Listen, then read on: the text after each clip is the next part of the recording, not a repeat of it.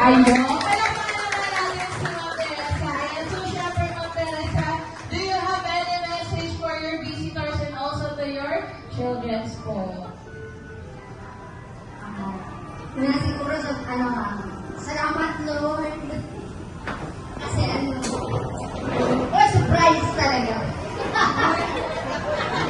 Hindi na nga surprise. Surprise talaga kasi hindi naman talaga ako nag-birthday ng ganito. Sanay talaga ako na wala na, busy lang. Ganun. Kaya, thank you Lord, siyempre, una sa inyo. Pangalawa, siyempre sa pamilya ko, siyempre sa mga anak ko. Anak ko, kung sino mang promotor nito, bahala ka. sabi ko nga sa sarili ko, si Lord yung bahala sa lahat. Kasi alam ko naman siya naman nakakalam ng lahat dito sa mundo. Kaya sabi ko, nagpapasalamat ako ng maraming dahil siyempre, nakuna sa pamilya ko, sa mga kaibigan ko. Ayan. Kasi kayo na lang talaga yung kayamanan ko sa buhay.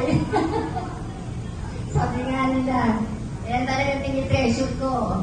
Yung mga anak ko, mga kapo, malugang, mga kamag-anak ko, mga kapatid ko siyempre.